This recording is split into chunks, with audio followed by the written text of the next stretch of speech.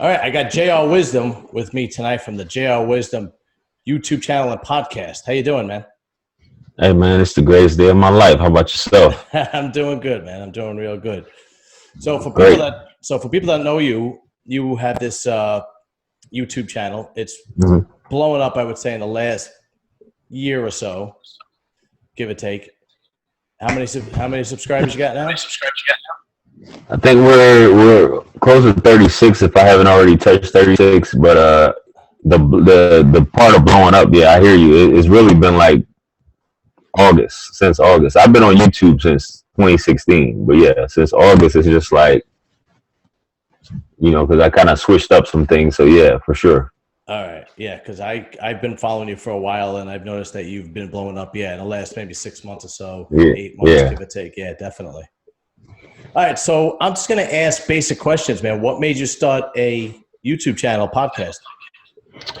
So just to keep it simple, man, I went through, I don't know how much of my content or your subscribers probably seen my content. I was going through a divorce, and I was going through the divorce, but I was seeing another woman, which I ended up having a child with, which is one of my daughter's mother. And the way me and her would converse, she was like, "Yo, you need to probably start a YouTube channel because you're very opinionated, so on and so forth. So I think based off of the conversations we have and your ideas, I think you should start a YouTube channel. And based off of all the shit that you've been through, like it really needs to be told, and things like that." So I was like, so I kind of went ahead and just started it at that point back in like 2016. You know what I mean? So, but I think people like yourself, you're just starting to discover my content, but I've been putting out content since 2016. But things have just kind of changed based upon like me doing reactions, so on and so forth. I kind of found my footing, if you will. So yeah. So for people who don't know, why don't you explain what your content is like? So man, in a nutshell, man, it's funny that because I try to put out self-help, quote unquote, red pill content, but I'm not like those far right red pill guys, if you will. I'm not like a He-Man woman hater, as I like to call it, or like a guy that basically is just like, I want to check women, I want to see them destroyed, I want to destroy. I'm not from that whole thing. So if you want to label me as red pill light or not really in the manosphere, that's cool too, because people call me even like I'm on the fence. They'll call me like I'm on the fence, like, yo, you're on the fence, you try to be objective, so on and so forth. And I mean, it's just me at the end of the day. So I put out content which is self-help based off my experiences. I'm 38 years old, what I've been through in my life, things that I know that work, things that don't work for me personally. So I just try to share my experiences based off of what I have come across in my, dealing with women, dealing with life, dealing with certain situations, being flaked on, being able to talk to women and get my point across. So basically, it's however you want to label it, you know what I mean? But I get called a simp a lot based off of my ideas because they're not so far right. All the time, man. All the time. I get called a simp constantly on a daily basis, man, based off because. All right, so hold on right there. Before, just so a lot of my subscribers are people that are into power sports. Right. I used to do your content. I changed over to an interview channel, and a lot of them are bodybuilders, powerlifters, arm wrestlers. So explain what red pill is, and then explain what a simp is, because I don't think they know the proper jargon. Okay, so obviously my definition is going to be different from a lot of people because people throw that word around simp a lot, and they throw around red pill a lot. And the red pill definition is thrown around based off of, obviously it originated with the Matrix. And my concept of what I believe the red pill is that many of us basically see women in a certain light based upon social media, based upon parents, based upon others telling you, you know, this is how you should conduct yourself in a way towards women. The red pill is basically letting you know, or basically teaching you the actual way of how women conduct themselves, basically feminine nature. I mean, female nature, how they actually conduct themselves, and how you, as a man, once you come to this knowledge, how you should conduct yourself to counteract that. And some people call it dysfunctional. It is what it is. Like, so that in a nutshell, in my opinion, the red pill is basically you understand the nature of a woman. It's not what you see in the movies. It's not any of the BS that people preach about how you're supposed to act, what women want. And when you come to the knowledge of what a woman wants and what she emotionally responds to are two separate things, then that's when you, in my opinion, that's when you become red pill. That this is actually what women want, as opposed to what society teaches you that women want. So that's the part of red pill. Now the other part, as far as simp, what you asked me, which I've covered over the years, and I know, you know, guys, like the things I hear as far as what an actual simp is, it's just anything you do that is basically catering to a woman, or is, you know, someone suspect is catering to a woman, is considered simping. In my opinion, simping is basically putting your masculinity to the side to edify, to put a woman on a pedestal, and she hasn't earned it yet. Basically, you're putting all your cards on the table without her even earning it, and edifying her and putting her on a pedestal. And you would do anything, you know, as far as like throwing a friend under the bus, or basically throwing yourself under the bus to make sure that this woman is, you know, you please this woman. Anything you can do to please this woman is what you're going to do. So that's my opinion of what a simp is. Yes, at the end of the day. I agree. The large majority of your content I agree with, which is why I am a subscriber to your channel and somewhat of a fan. I appreciate it, man. You're very welcome. I started off doing the same thing you were doing, and I had changed. I made a complete 180, and I turned my show into an interview show. Okay. For my own reasons. Absolutely. But one of the reasons I did it was because there are so many channels like yours. Like, yours is succeeding. There's no question about it. Were you surprised as to how many channels and podcasts there are that talk about this when you first started? Or did you do your research before you went in?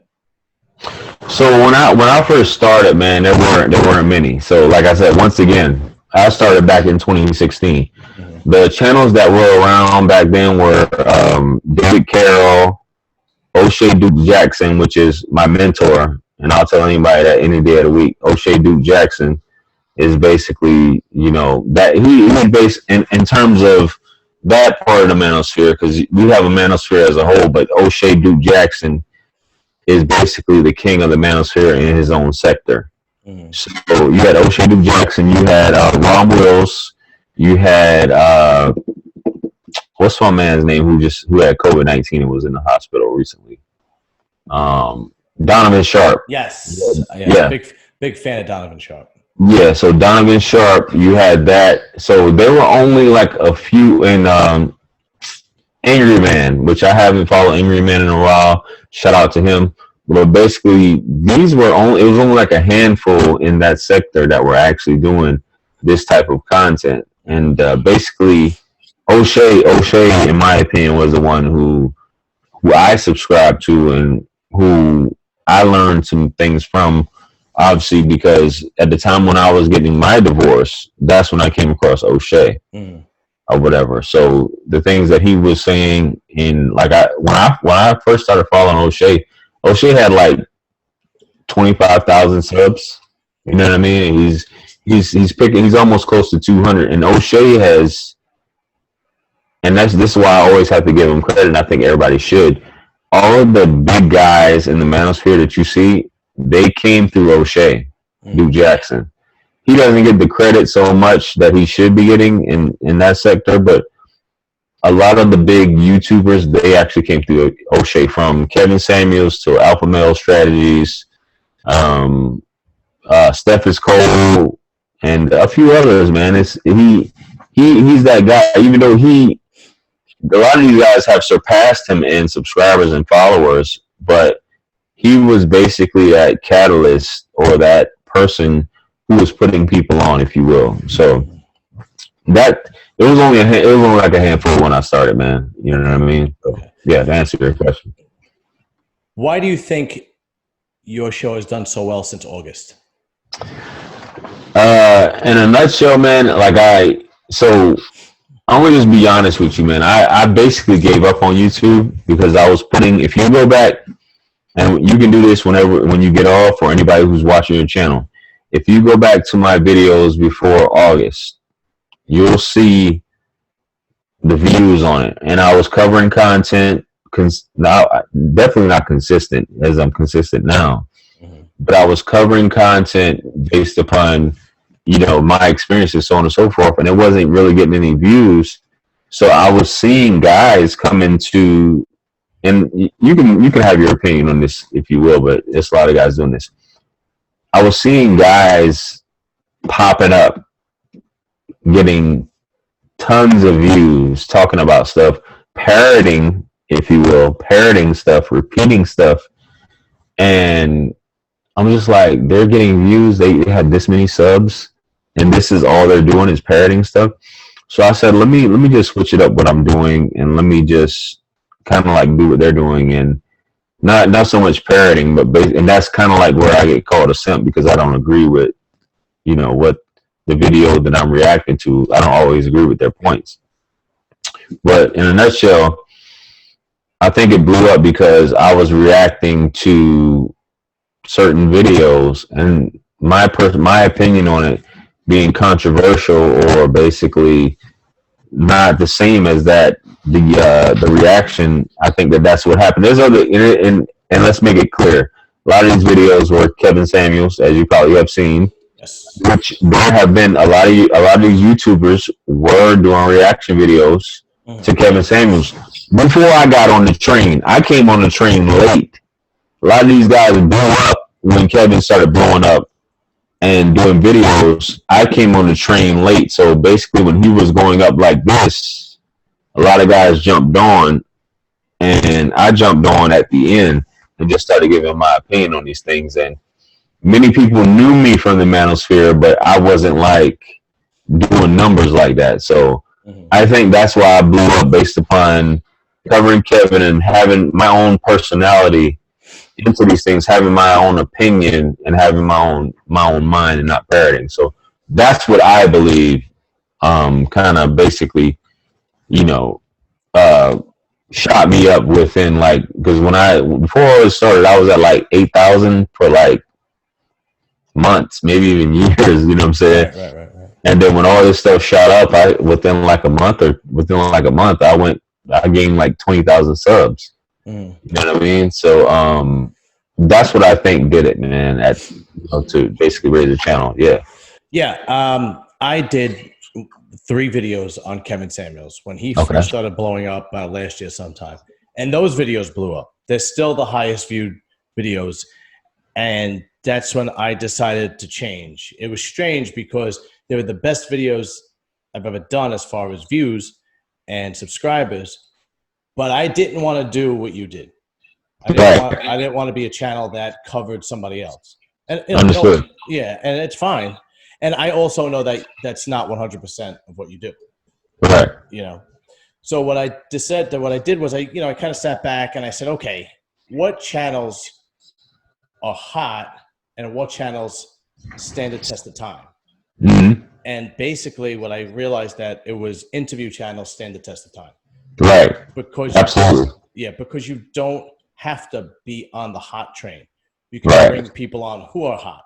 Like right now, you're hot, which is why I reached out to you, right? I appreciate it. Of course. Next year, it might be somebody else. I might be reaching out to somebody else. So, the first thing I thought of, because I'm a little bit older than you, I thought of Larry King. And I was like, Larry King was doing an interview show for 40 years. Facts. That's the Facts. first thing I thought of. So I was like, even though it's going to slow down my growth, I think in the long run, it will be beneficial to me and what I want to do as far as being something, original, if you will. So that being said, I'm a big fan of Kevin Samuels, big fan of Rollo Tomasi, big fan of Donovan Sharp, big fan of Coach Greg Adams. Yes. Somewhat of a fan of Fresh and Fit. I'm kind of like 50-50. I'm on the fence. I'm on the fence with them only because it's getting to the point where it's the same crap every night, Yeah. Kind of like monotonous, right? The majority of the Red Pill guys talk about modern women and the issues with modern women. Correct. When I used to do my take on it is modern women are definitely what people describe, but the guys are changing too. So if you understand my background, I'm Italian and I'm from Brooklyn. Right. Right. And that's what before you said it, man. I just had that feeling that you were from Brooklyn. Your accent is Jersey, but you said New York. Yeah. So you could literally grow up in Newark and you have the same accent as me. It doesn't matter. Yeah. So my father was a real knock-around guy. Right. And all his friends were knock-around guys. Right. So I grew up where my parents were married forever. They, never talked about divorce. Right. My father went out and worked and busted his ass and did whatever he had to do. But he also did what he wanted. As long as his responsibilities were met, he did what he wanted. So what I mean by that is he used to play cards 3 times a week. No ifs, ands, or buts. 3 times a week.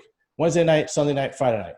And when I say play cards, I'm talking till the wee hours of the morning with all his friends, or he'd go to a club in Brooklyn.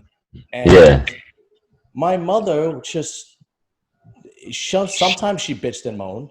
Yeah. Right? But he just did it anyway. Right. And that kind of kept her acting right, if you will, if that makes sense. And it makes sense. Yeah.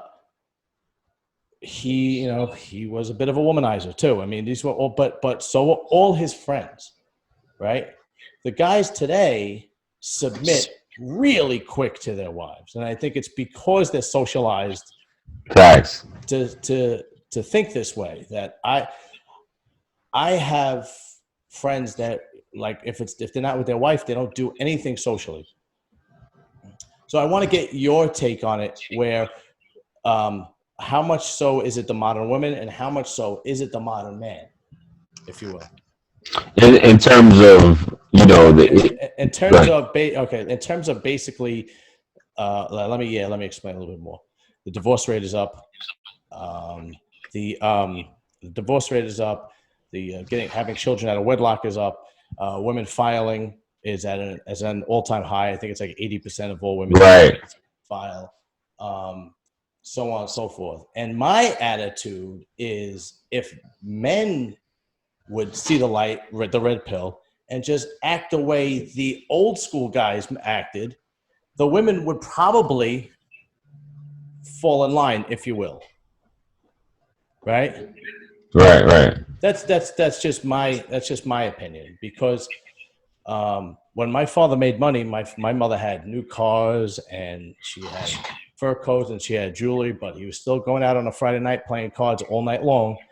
And sometimes it was just playing cards. Do you know what I mean? Yeah. Where were you? I was playing cards. Yeah. But it was kind of like a balance, if you will, So what's your take on it? So I think that men,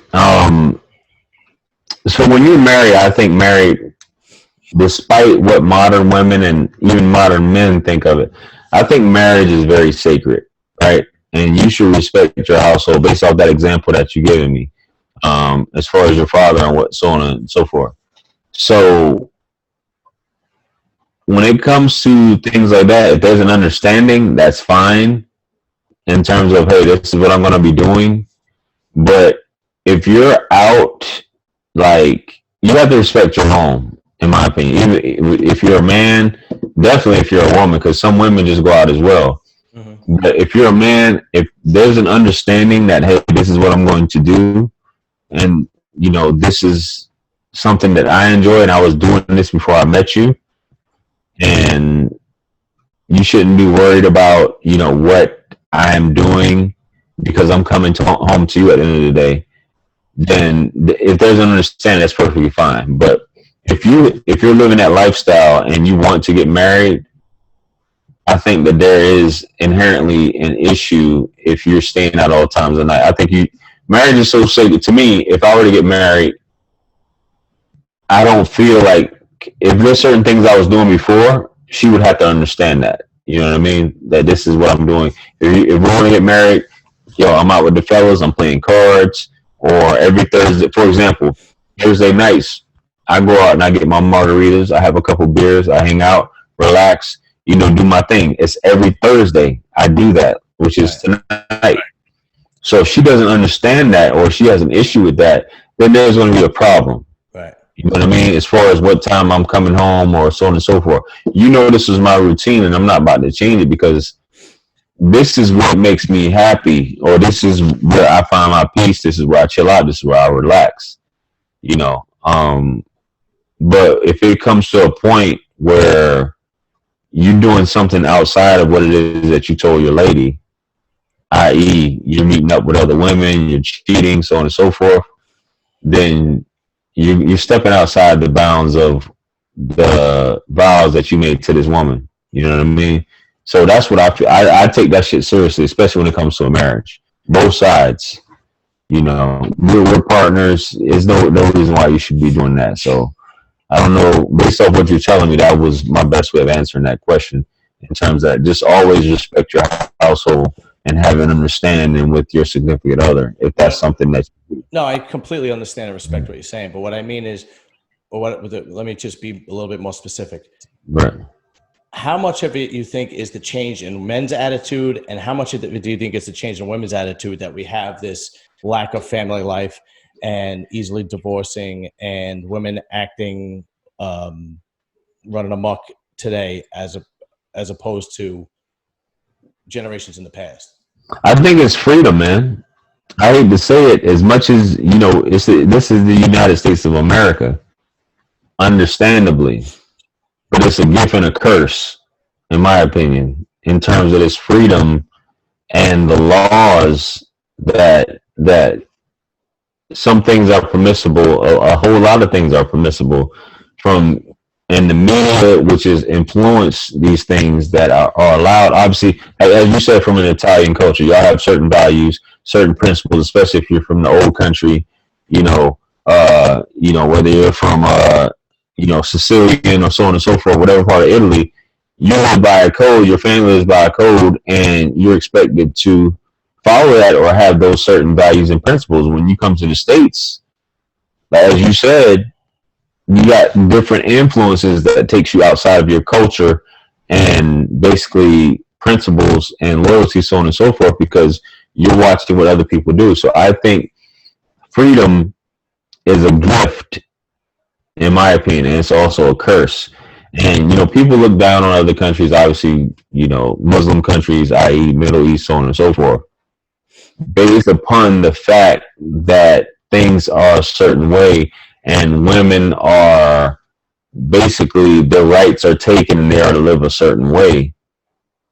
But it's also a gift and a curse. A lot of the things, i.e., abortions, women having kids out of wedlock, STDs, rape, pornography, all these things are prevalent in the United States that aren't really, they happen, but they aren't really prevalent in other countries. So my answer to that is freedom and the culture of the United States at the end of the day.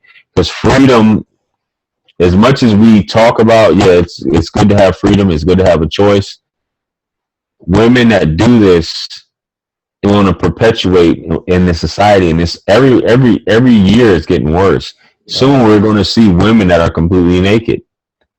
walking the streets. You know what I mean? So that's my thought on it. Men, we control the society, but we allow this shit to happen based upon, who we have in power, who's setting the laws, so on and so forth.